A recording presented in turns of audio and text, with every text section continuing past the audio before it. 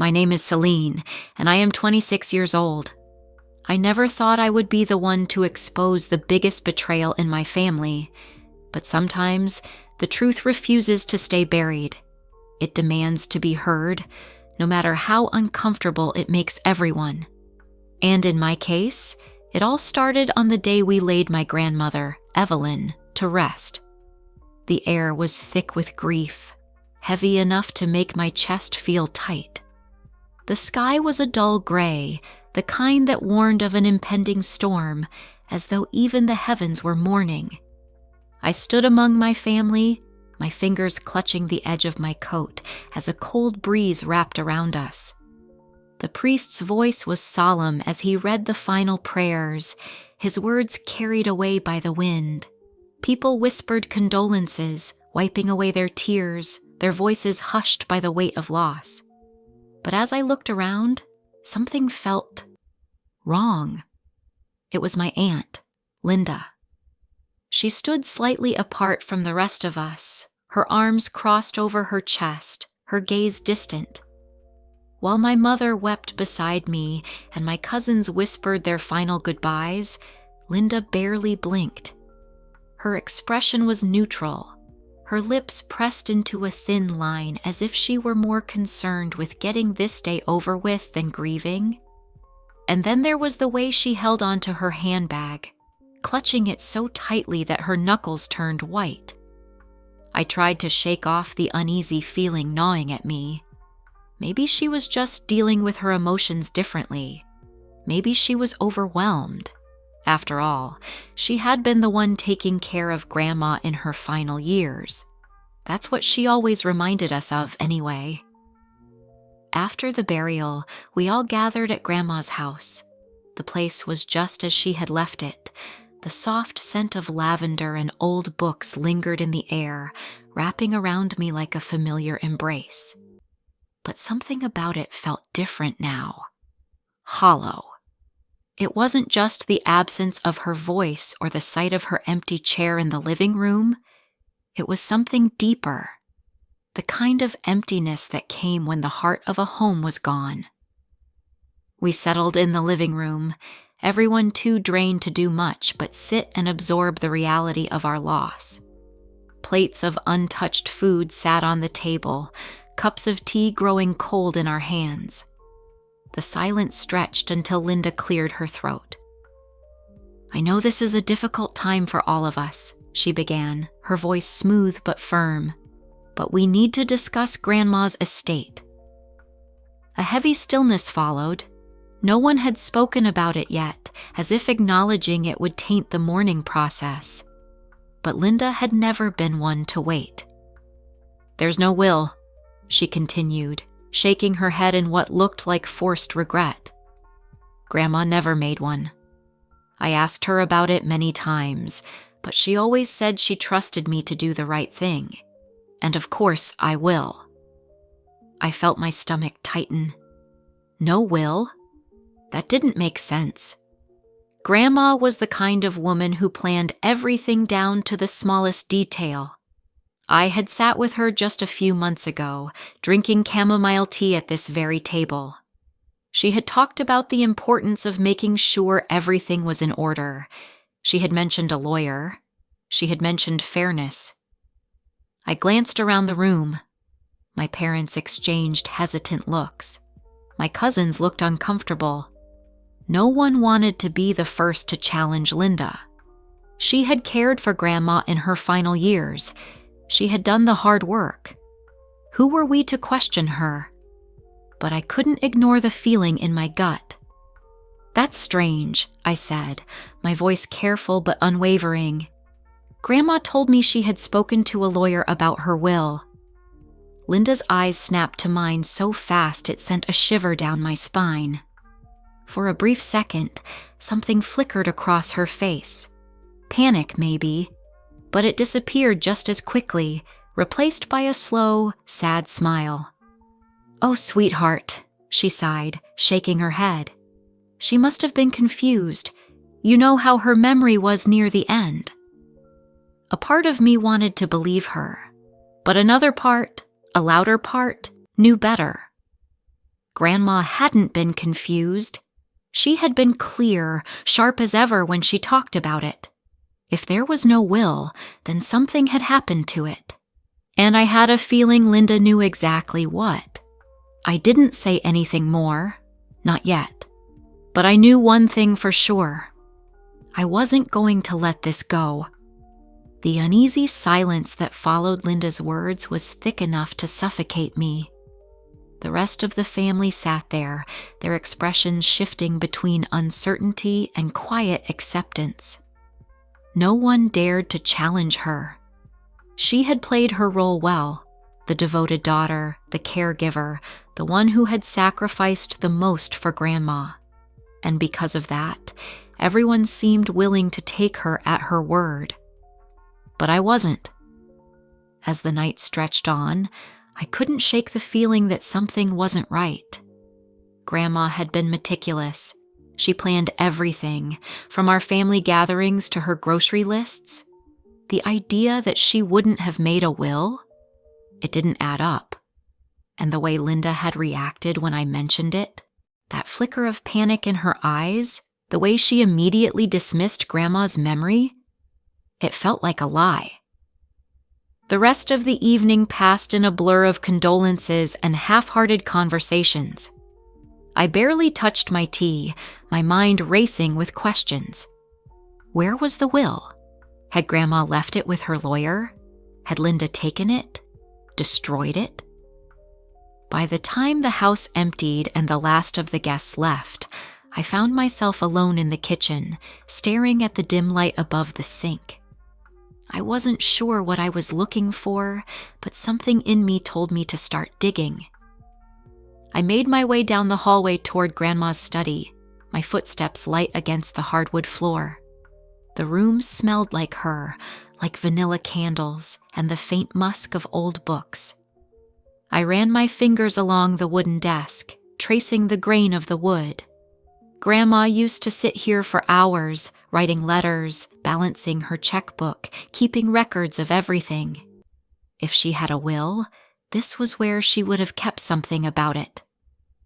I pulled open drawers, carefully sifting through old papers, photographs, and receipts. There were stacks of letters, old bills, even a few birthday cards from years past. But no will. Frustration burned in my chest. I was about to close the last drawer when something caught my eye. A small, yellowed envelope tucked between a stack of old receipts. My fingers trembled as I pulled it out, my pulse quickening when I recognized Grandma's handwriting. Important legal matters. Mr. Harrison, attorney at law. A chill ran down my spine. Grandma had spoken to a lawyer. She had documented it, and Linda had lied. I barely had time to process the revelation before I heard footsteps, deliberate and slow, making their way toward the study. My heart leaped into my throat as I quickly shoved the envelope into my pocket and turned. Linda stood in the doorway. Her eyes flicked to the open drawers, then back to me, her lips pressing into a thin line. "What are you doing in here, Selene?" Her voice was calm, but there was something sharp underneath it. Something almost dangerous. I swallowed hard, forcing a casual shrug. Just looking through some of Grandma's things, remembering her. Her gaze lingered on me for a long moment before she stepped forward. Too close. "You shouldn't dwell on the past," she said softly, almost like a warning. "We need to focus on moving forward." I nodded, my hands curling into fists at my sides. Of course. But inside I was screaming. I had found proof that Grandma had sought legal counsel. And now I had one more reason to believe Linda was hiding something. She might have fooled everyone else, but she wasn't going to fool me. That night, sleep was impossible. My mind raced, replaying every interaction I'd had with Grandma in her final months. The warm scent of her chamomile tea, the way she'd smile at me over the rim of her cup, her soft voice laced with wisdom. always plan ahead, Selene. Life is unpredictable, but fairness should never be. Fairness. The word lingered in my mind, gnawing at me like an unfinished sentence. Grandma had always been deliberate, always made sure every decision was fair. She wouldn't have left something as important as her estate to chance. I turned over in bed, staring at the ceiling. The small envelope with her handwriting lay on my nightstand. The name Mr. Harrison, attorney at law, staring back at me in bold black ink. I needed answers. By morning, I had already made up my mind. I slipped the envelope into my bag, grabbed my coat, and walked out of the house before anyone else was awake. The law office was a 20-minute drive away, an old brick building nestled between a row of coffee shops and bookstores. It had the kind of timeless charm that made it look like it had been there forever. I pushed open the heavy oak door, my pulse quickening as a receptionist looked up from her desk. "Can I help you?" she asked with a polite but indifferent smile. "Yes," I said, clearing my throat. "I need to speak with Mr. Harrison. It's about my grandmother, Evelyn." The woman's expression shifted slightly, a flicker of recognition in her eyes. "One moment." She disappeared down the hallway, and within minutes, I was ushered into a small office. An older man with silver hair and kind eyes sat behind a cluttered desk, adjusting his glasses as I stepped inside. "You must be Selene," he said, motioning for me to sit. I was wondering when I might hear from a family member. I froze. "So, you knew my grandmother." A smile tugged at the corners of his lips. "Knew her? Your grandmother was a meticulous woman. She came to me several times over the past few years, making sure everything was in order. I handled her will personally." My breath caught in my throat. "You mean there is a will?" Mr. Harrison frowned slightly. "Of course there is. She made sure everything was legally documented. After her passing, I expected her family to contact me for the reading, but no one did." My hands tightened into fists, because Linda made sure of that. I took a deep breath. "Mr. Harrison, my Aunt Linda told us there was no will." His expression darkened. He leaned back in his chair, his fingers interlocking. "That's troubling." "Do you still have a copy of it?" I asked, my voice almost desperate. He nodded. "Yes. The original should have been executed upon her passing, but if no one reached out, it remains here in our records." He reached into a filing cabinet, flipping through folders before pulling out a crisp white document. He placed it in front of me, tapping his finger against the heading. "Last Will and Testament of Evelyn Carter." My eyes skimmed the text, my heart pounding as I reached the section detailing how Grandma wanted her estate divided. Just as I suspected, she had planned for everything to be split fairly, her house, her savings, even small heirlooms. Nothing was meant to go solely to Linda. I felt a surge of anger, my nails digging into my palms. Linda had lied. She had deliberately kept this from us. "Mr. Harrison," I said, my voice steady but sharp. "My aunt must have known about this. Is there any way she could have tried to tamper with it?" he finished, his expression unreadable. I swallowed hard. "Yes." He sighed, rubbing his temple. "It's possible she tried to claim sole inheritance before the will was officially read. That would require legal documentation, but if she had access to certain paperwork..." He stopped, looking at me carefully. "Selene, if what you're telling me is true, this isn't just dishonest. It could be fraud." The weight of his words settled in my chest like a stone. Fraud. Linda hadn't just been selfish. She had committed a crime. I leaned forward. "What can we do?" Mr. Harrison adjusted his glasses, then pulled out a notepad. "We need proof that your aunt knowingly withheld this will. If we can show she attempted to claim the estate under false pretenses, she could face serious legal consequences." I exhaled slowly, my pulse racing. I had come looking for answers. Now I had ammunition, and I was going to use it. I left Mr. Harrison's office with a mix of emotions swirling inside me: anger, disbelief, and a growing sense of determination. I gripped my bag tightly, feeling the weight of Grandma's will inside. The proof was right there in black and white. Linda had lied. She had hidden the truth from the entire family, but knowing the truth wasn't enough. I needed to expose her. By the time I got back to Grandma's house, the sun had dipped lower in the sky, casting long shadows across the porch. I hesitated for a moment before stepping inside, my heart pounding. The house was quieter than before, most of the guests having already left. Only a few family members remained, sitting in the living room, murmuring quietly. Then I saw her. Linda sat at the head of the table, sipping tea like nothing was wrong. Her expression was calm, controlled, like someone who had already won. I clenched my jaw. Not for long. Taking a deep breath, I walked into the room, my footsteps deliberate.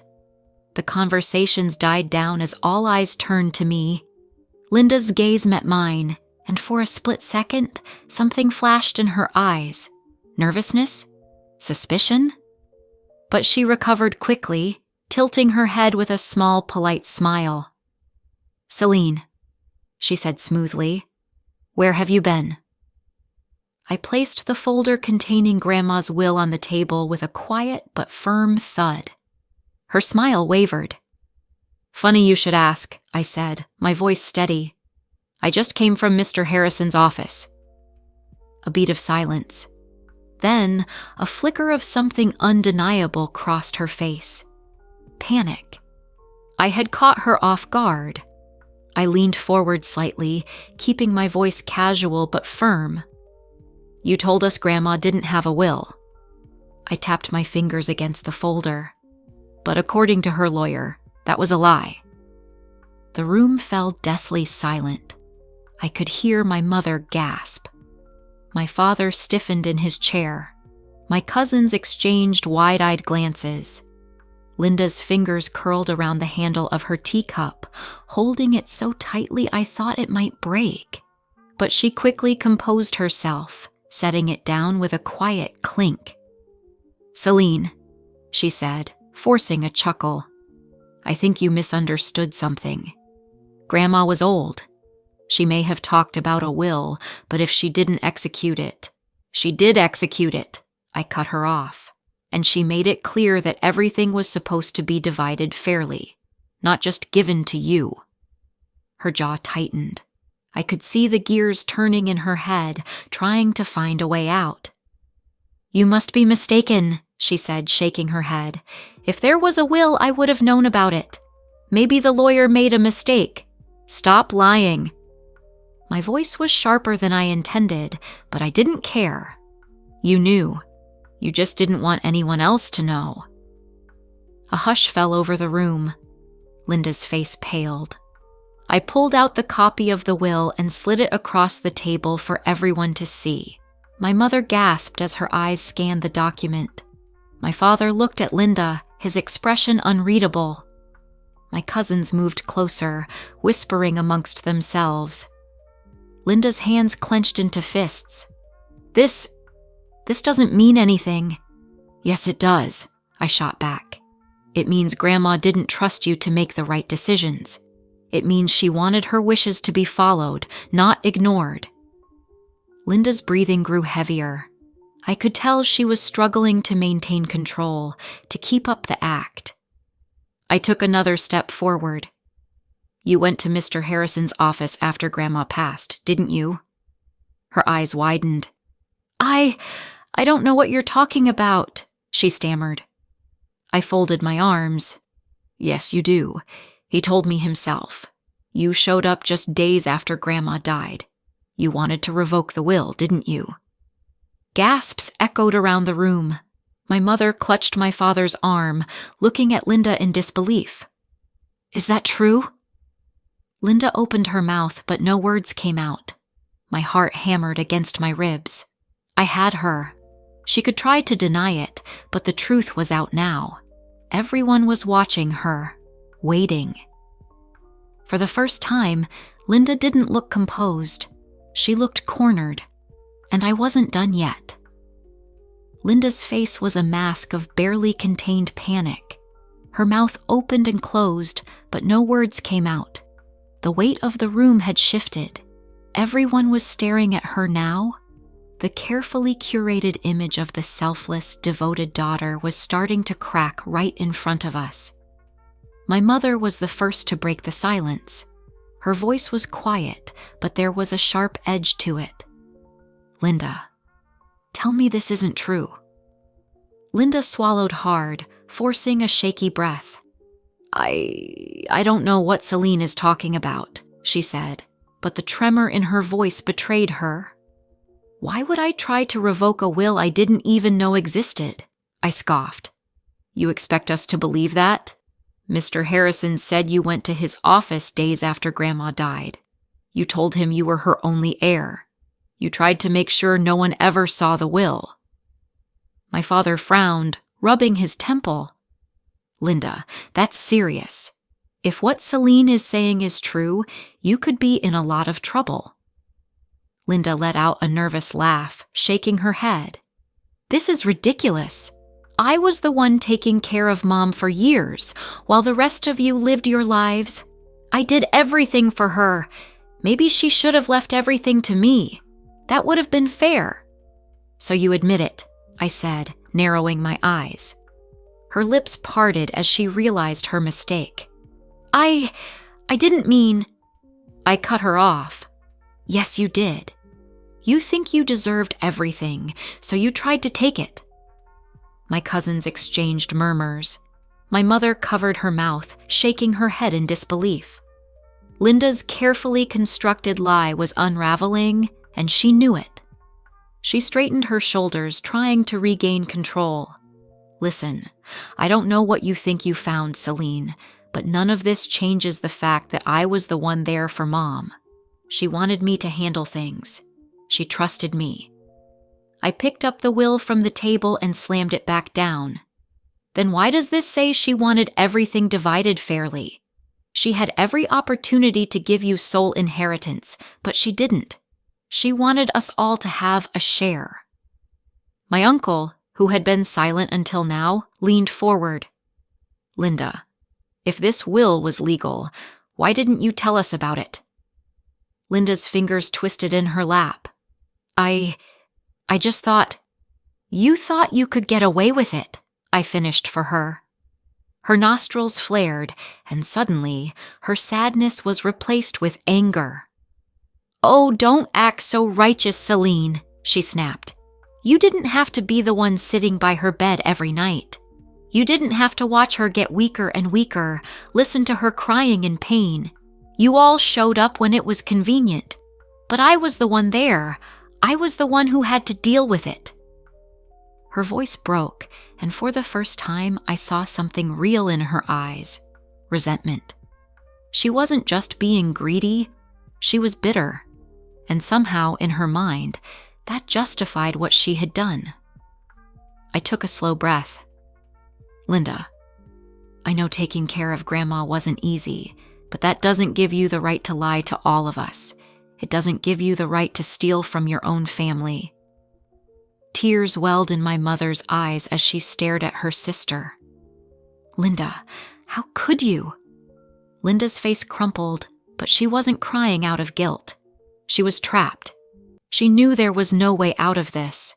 Finally, she slumped back in her chair, crossing her arms. "Fine," she muttered. "You all want your share? Take it. See if I care." The way she said it, like she was doing us a favor, made my stomach turn. She had tried to steal from us. She had lied to our faces.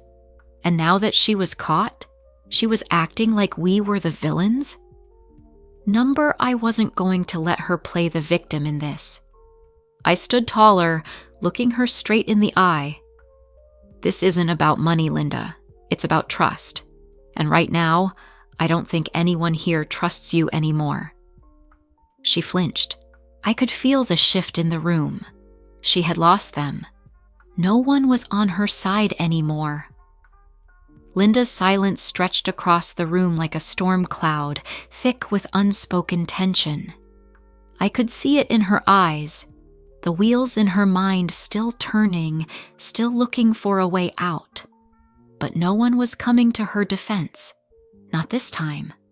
For years, she had controlled the narrative, painting herself as the devoted daughter, the one who sacrificed everything. But now, stripped of her lies, she was just a woman who had betrayed her own family. The realization hit her hard. Her fingers trembled slightly as she reached for her cup, but she didn't take a sip. Instead, she took a slow breath and looked around the room. "So, what now?" she asked, her voice sharp, defensive. "You all want me to grovel? Beg for forgiveness?"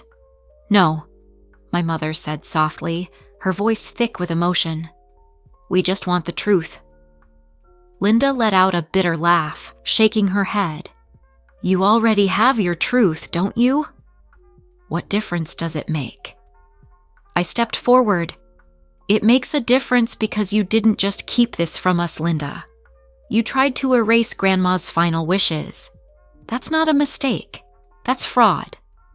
A visible shudder ran through her body at that word. Fraud. She knew exactly what that meant. She lifted her chin. "You wouldn't dare take this to court." I narrowed my eyes. "Wouldn't I?" Her jaw clenched. My father, who had remained quiet until now, finally spoke. "Linda, if you had come to us and explained that you felt you deserved more, we would have listened. We would have talked about it." His voice was firm but calm, steady in a way that made the weight of his words even heavier. "But instead you lied. You tried to manipulate us. How do you expect anyone to trust you after this?" Linda's face twisted with frustration. "Oh, please, don't act like you all care so much about trust. The moment Mom got sick, everyone started pulling away. You didn't have to see her struggling like I did. You didn't have to take care of her." She turned toward me, her gaze dark with resentment. "Where were you, Selene? You visited, sure. You sat and had tea with her, played the perfect granddaughter while I was the one who had to clean up after her, feed her, watch her fade away. And now you're acting like you're the hero." Her words cut deep, and for a second, guilt crept in. But then I remembered why I was doing this. "I never said I was a hero, Linda," I said, my voice steady. "I just wanted Grandma's last wishes to be honored. That's it." She let out a harsh breath, rubbing her temples. "You're all making a big deal out of nothing. You have your stupid will. What more do you want?" My uncle shook his head in disbelief. "Do you even hear yourself right now?" Linda stood abruptly, shoving back her chair. "This is ridiculous. You all want to judge me? Fine. But don't pretend like you wouldn't have done the same in my position." My mother's eyes filled with fresh tears. "I would never do what you did, Linda." The words hung between them, thick with heartbreak. For a brief moment, I saw something flicker in Linda's expression. Regret? Shame? But just as quickly, she buried it under another layer of bitterness. She looked at me again, and this time, her voice was cold. "You really think you won something today, don't you?" I met her gaze without hesitation. "No, Linda. I think I lost something today." She blinked. "You were my aunt," I continued. "I loved you. I trusted you. And now, I don't even know who you are." Her lips parted, as if she wanted to say something, but no words came. For the first time, she looked truly shaken. Without another word, she grabbed her purse and turned toward the door. "Where are you going?" my father asked. She didn't look back. Away from all of you. And then she was gone. The house was silent in her absence. No one spoke. No one moved. It was as if we were all collectively processing what had just happened. Finally, my mother let out a shaky breath. "I don't even recognize her anymore." I reached for her hand, squeezing gently. "Neither do I." The truth was out, but somehow this didn't feel like the end. The house felt different after Linda left. The weight of her lies still lingered in the air, but there was something else now. Unease. As if no one knew what to do next. We had uncovered the truth, but the damage had already been done. Linda had betrayed us. My mother sat in silence, her eyes still wet, staring at the space where her sister had been. My father had his arms crossed, deep in thought. My cousins murmured to one another in hushed tones, glancing toward the door as if expecting Linda to come storming back in, but she wouldn't. Not yet. I knew Linda. She was prideful, and right now she was licking her wounds. But something about her reaction unsettled me. She hadn't denied what she did. She hadn't even tried to defend herself after a certain point. She gave up too easily. And that scared me. Something told me she wasn't done. I turned toward my mother, lowering my voice. "Mom, do you remember if Grandma had a safe?" She blinked, startled by my question. "A safe?" I nodded. If she was worried about someone finding the will, she might have kept important documents somewhere hidden. Somewhere only she knew. My father leaned forward, interest flickering in his tired eyes. "Now that you mention it, I do remember her having an old safe. She kept some personal things in there, letters, jewelry, maybe even cash."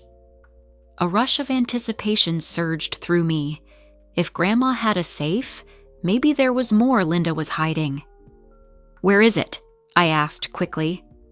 Mom hesitated. "It was in her bedroom, but I haven't thought about it in years.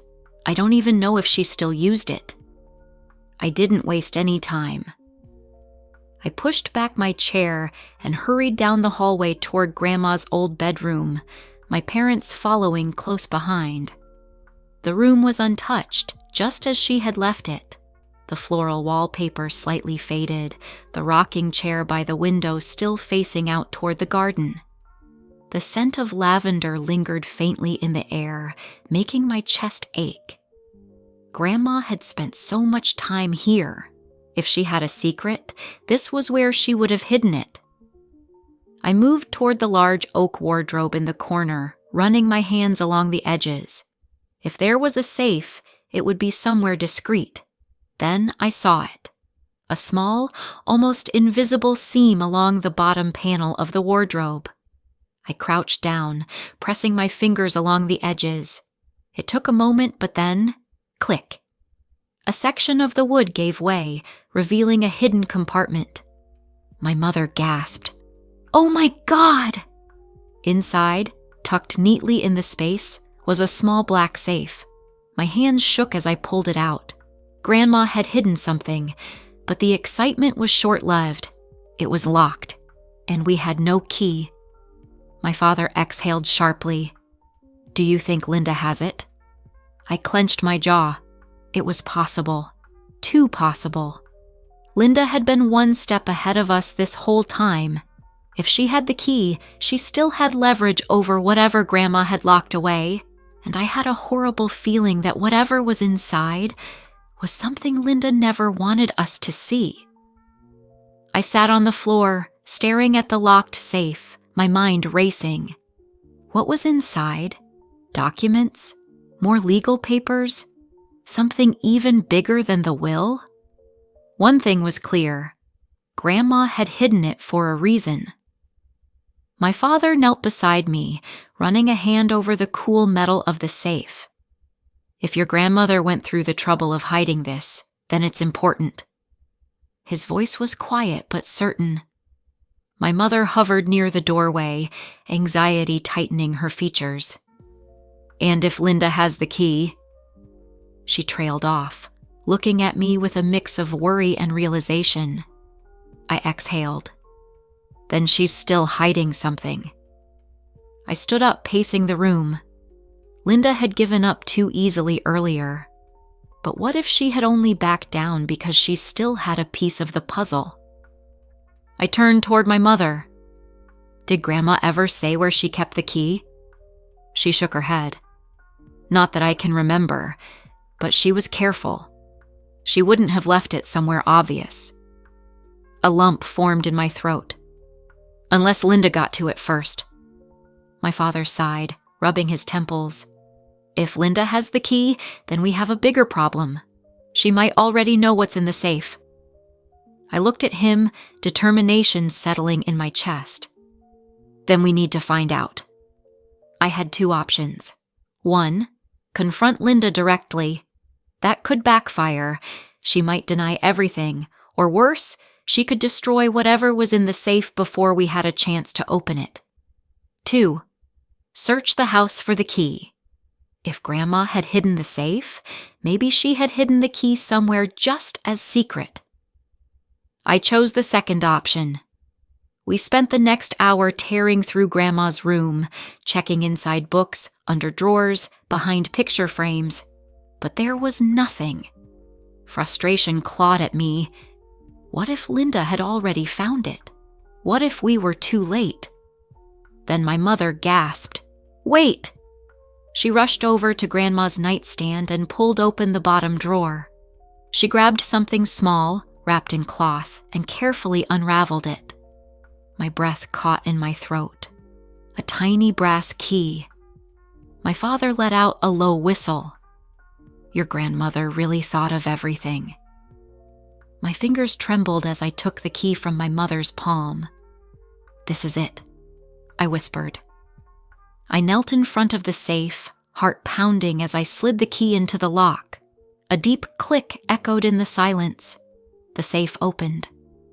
Inside was a folder of documents, a small velvet pouch, and something that made my blood run cold. A letter, written in Grandma's handwriting, addressed to me.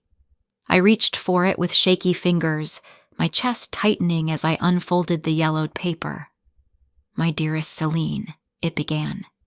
"If you are reading this, then I was right to be cautious.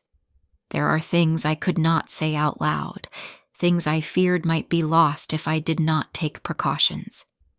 I need you to know the truth. I need you to be strong." I swallowed hard, scanning the rest of the letter. My hands gripped the edges as my eyes landed on a sentence that made my breath hitch. "Your aunt is not who she pretends to be, and I fear she has done more than just lie about the will." My heart slammed against my ribs. What had Linda done? And what were we about to uncover? The room felt like it had frozen in time. The weight of Grandma's words pressed down on me like a heavy stone. My hands shook as I gripped the letter tighter, my eyes scanning over the words again, trying to absorb them. "Your aunt is not who she pretends to be, and I fear she has done more than just lie about the will." I felt my mother's hand on my shoulder, her fingers trembling. "Selene, what does it say?" I swallowed hard and read it out loud. With every word, the room grew quieter, heavier. By the time I finished, my father let out a long breath, his face pale. "She knew," he muttered. "Grandma knew that Linda was planning something." I looked back at the safe, my pulse still hammering in my ears. There were more documents inside. With careful hands, I reached in and pulled out the thick folder. The paper was slightly yellowed, but the words were clear and sharp.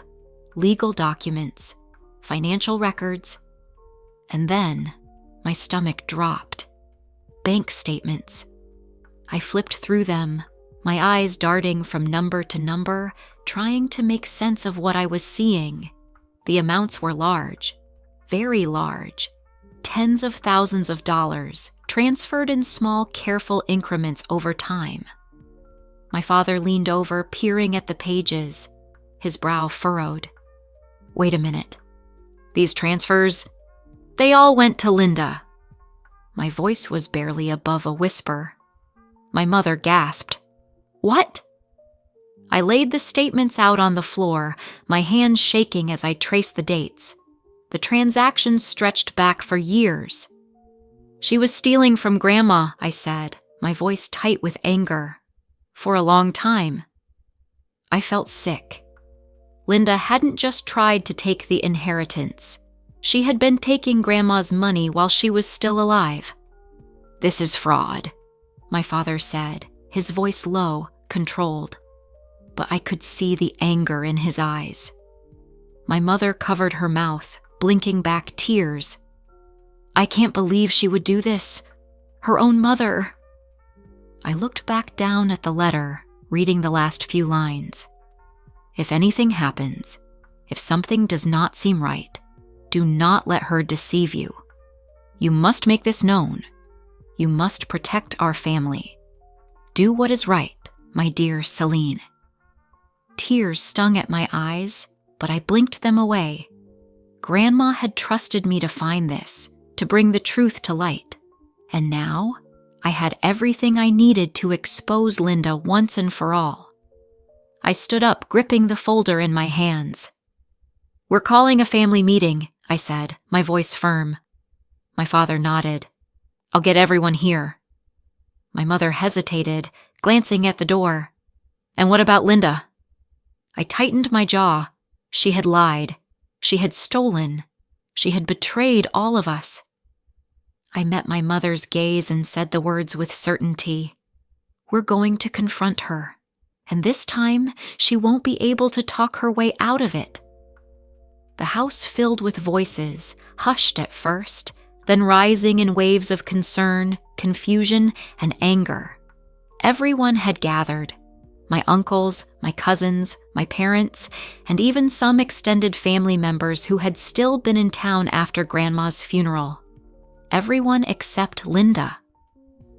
My father stood near the fireplace, arms crossed tightly over his chest, his expression unreadable. My mother sat on the couch, her hands folded in her lap, but I could see the tension in her fingers. No one knew exactly why they were here yet. I stood at the center of it all, clutching Grandma's letter and the financial records in my hands. My heart pounded, but I took a deep breath. This was it.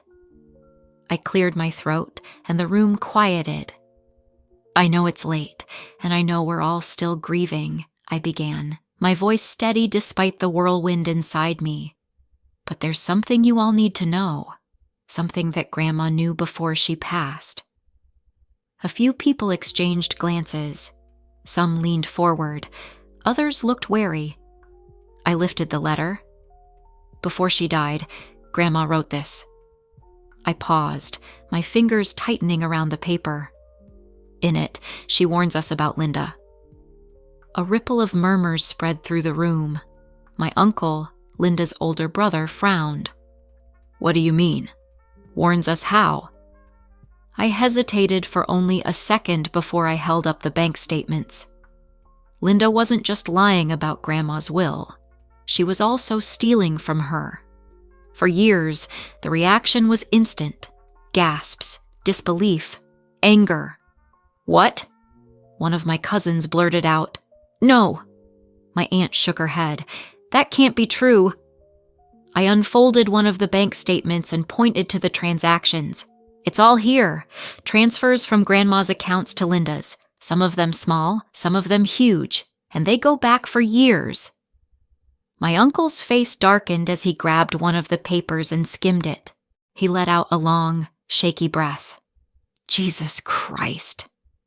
The room was no longer just tense. It was boiling. My father turned to my mother, his voice low. I don't know what's worse. That she did this or that. She thought she'd get away with it before my mother could answer. The front door creaked open. A heavy silence fell. Linda stepped inside, her face blank. But I saw it. The slight widening of her eyes, the way her breath hitched for half a second. She knew. She knew something was wrong. "Why is everyone here?" she asked, her voice cautious, but there was an edge to it. I didn't hesitate. I turned to face her, lifting the folder in my hands. "Because we found out the truth, Linda." She froze. "What?" I took a step forward. "We found Grandma's safe, the one you never wanted us to open." Her lips parted slightly, but she quickly shut her mouth. "And inside it," I continued, "we found the proof." I stepped closer, my voice ringing through the house now. "The proof that you were stealing from Grandma." The room was dead silent. Linda didn't move, didn't even blink. Then she laughed. The sound sent chills down my spine. "Wow," she said, shaking her head. "Wow, Selene, you really went digging, didn't you?" She turned toward the rest of the family, her expression shifting from shock to something sharper, calculating. "And you're all just going to believe her? Over me? I was the one taking care of Mom." "You were robbing her," my father shot back, his voice like steel. Linda scoffed, crossing her arms. "Oh, please. Mom gave me that money. She wanted me to have it." My uncle slammed one of the bank statements onto the table. "Then why did she hide the proof, Linda? Why did she feel the need to warn us about you?" Linda flinched. Her eyes darted to the letter in my hand. She knew she was caught. But instead of apologizing, instead of showing even a sliver of remorse, she dropped her arms to her sides and exhaled, shaking her head. "You're all so damn ungrateful," she muttered, her voice laced with venom. "I was the one who was there. None of you came around unless it was for the holidays, but I was there every single day. I gave up everything for Mom, and this..." She gestured to the papers on the table. "This is what I get?" A bitter laugh escaped her lips. "You all think I'm some kind of monster? Fine. But don't pretend like you wouldn't have done the same if you were in my position." A heavy silence followed, and then my mother, her voice barely above a whisper, said, "You disgust me." Linda's eyes flickered to her sister. The cold detachment she had been trying to maintain cracked. My mother took a shaky step forward. "You stole from our mother, Linda, and you lied to us all. I don't care what excuse you try to make. You betrayed your own family." Linda's breathing was uneven now. I saw her fingers twitch, like she was fighting an urge to lash out, but she didn't. Instead, she did the one thing I never thought I'd see her do. She looked scared. She had played her hand, and she had lost. I stepped forward, staring her down. "You're done, Linda."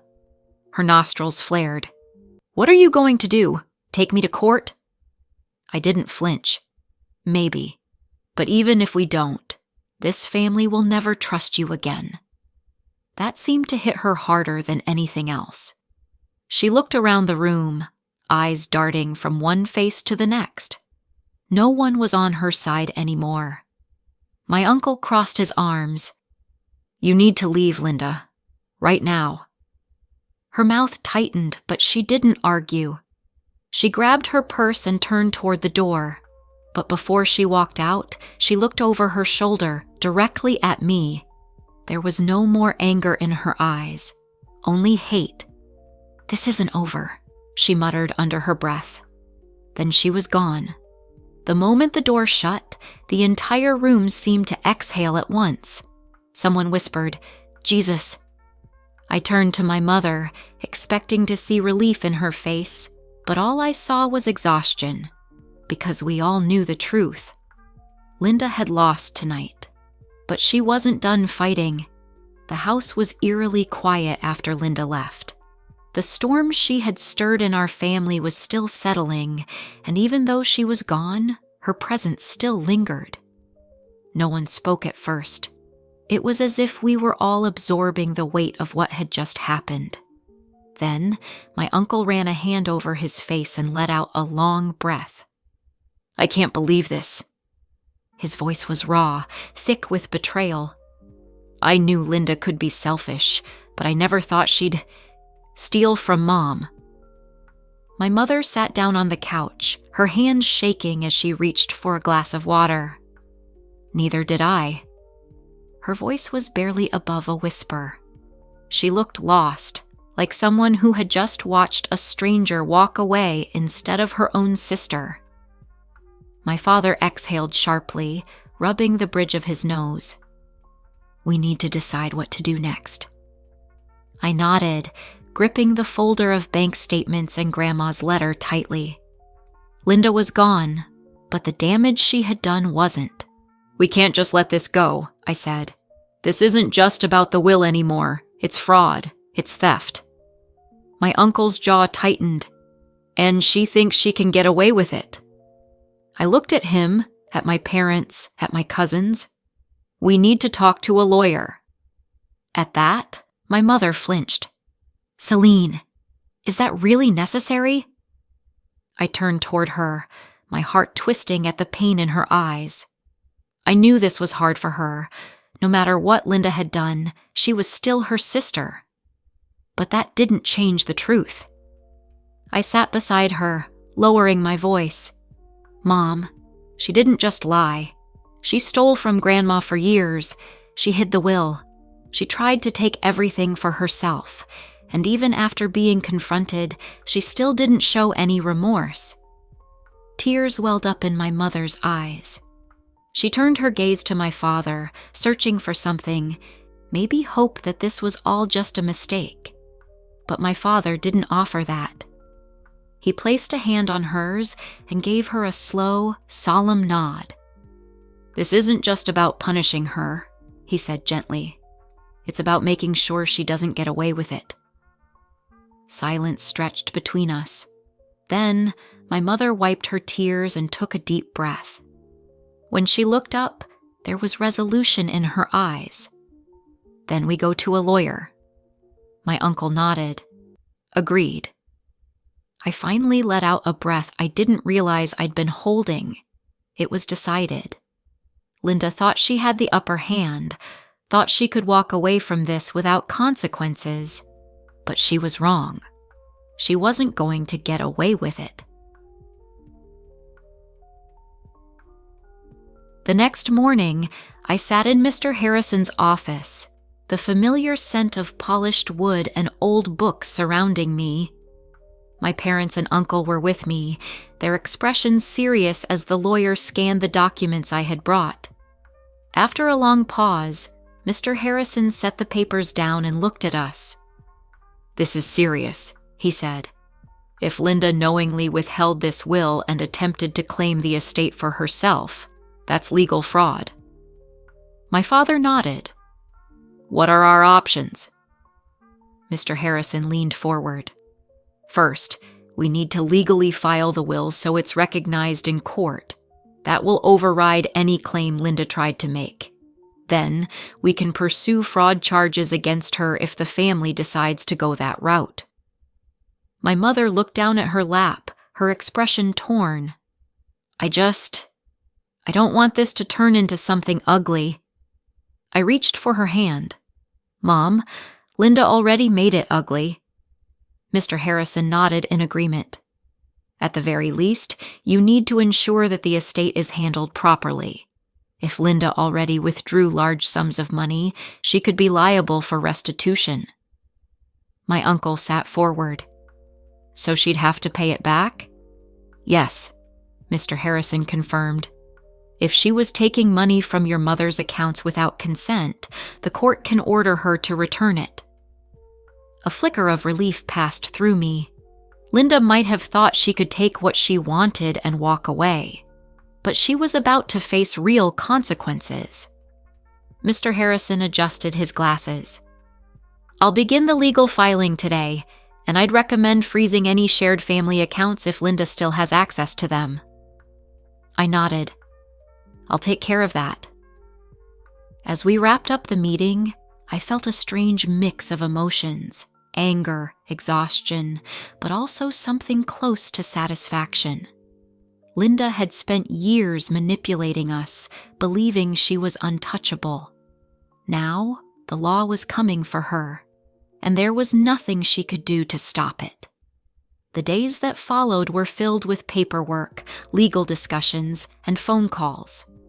Mr. Harrison moved quickly, filing Grandma's will with the court and initiating proceedings to ensure Linda could no longer interfere. As expected, when Linda received notice of the legal action, she lost it. She called my mother first. I was sitting with her in the kitchen when the phone rang, and the second I saw Linda's name flashing on the screen, I knew it wasn't going to be a pleasant conversation. My mother hesitated before answering. Linda. Even though I couldn't hear the other end, I could tell by my mother's stiffening posture that Linda was furious. She pulled the phone away slightly, wincing. "Stop yelling!" I could faintly hear Linda's voice, sharp and filled with venom. "What the hell are you doing?" she spat. "Filing the damn will? Running to a lawyer like I'm some kind of criminal?" My mother closed her eyes, exhaling.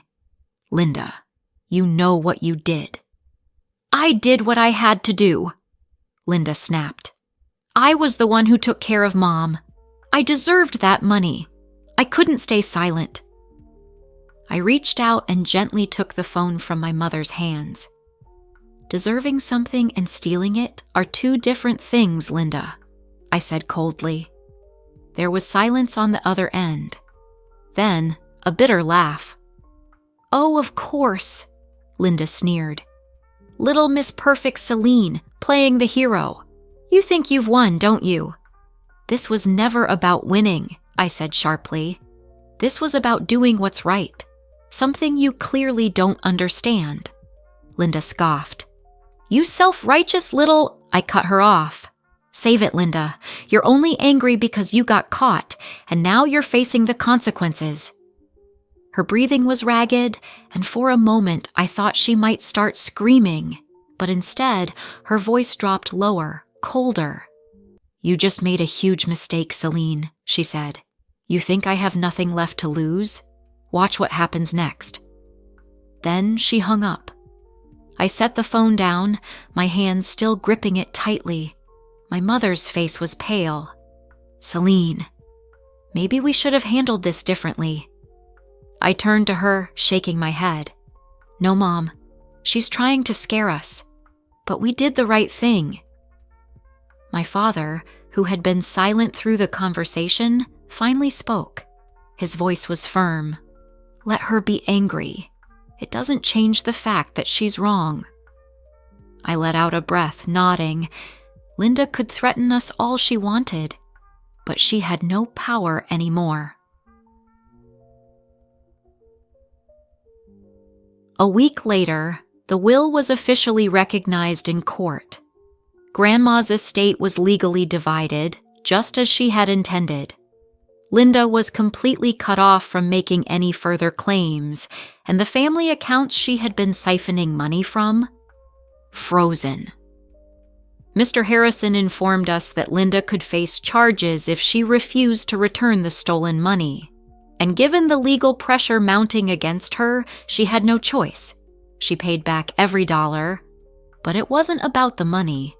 Linda had lost something far more valuable, her family's trust. The night after the court ruling, we gathered at Grandma's house one last time before finalizing what would happen with the property. It was quiet, peaceful, the way it should have been from the start. I sat in Grandma's old rocking chair, running my fingers over the worn wood, thinking of her, thinking of how much she had believed in fairness, how much she had trusted me to do what was right.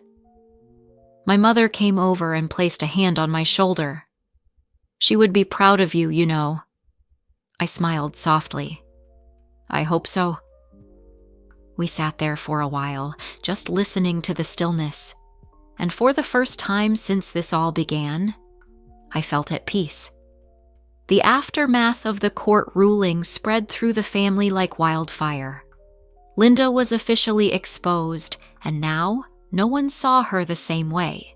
At first, she tried to play the victim, telling anyone who would listen that we had ganged up on her, humiliated her, stolen what was rightfully hers. But it didn't work. No one believed her anymore. The truth had been laid bare. She was a liar, a thief, and someone who had betrayed her own mother's memory. Family gatherings became awkward. People avoided her. Conversations turned quiet when she walked into a room. Some family members stopped talking to her altogether. Linda had isolated herself. She still had her house, but without the stolen inheritance, her financial situation collapsed. She had been relying on Grandma's money for years. Without it, she struggled to keep up with expenses. The irony wasn't lost on me. She had been so greedy for more, but now she had less than ever. And the worst part? She had done it to herself. One evening, I saw her at the grocery store. She was standing in the checkout line, her cart half empty, her clothes a little less put together than before. When she saw me, her expression twisted, not with anger, not even with guilt, but with bitterness. She turned away before I could say anything. But I didn't chase after her. Linda had made her choice, and I wasn't going to waste another second trying to fix someone who never wanted to be fixed. The dust finally settled, and justice had been served. Grandma's estate was distributed exactly as she wanted. My parents helped divide her belongings among the family, making sure everyone had something of hers to remember her by. There were no more fights, no more secrets. We decided to sell Grandma's house, but before we did, we held one last family gathering there, not to mourn, not to fight, but to celebrate her life. That evening, we all sat in the backyard, telling stories about her. I could almost hear her laugh in the breeze, see her smile in the flickering glow of the lanterns. She had always loved nights like this, surrounded by family, warmth, and love. And in that moment, I knew we had done right by her. She was at peace. After everything, people started asking me if I regretted exposing Linda. Not for a second. She had made her choices. I had made mine. Yes, it hurt to lose someone who was once family. But I realized something important. Family isn't just blood. Family is trust. Family is love. Family is honesty. And Linda had broken all of that. I learned that sometimes standing up for the truth means standing alone for a while. But in the end, the truth always wins. I still think about Grandma a lot. I still miss her every day. But I know wherever she is, she's proud. And that's all that really matters.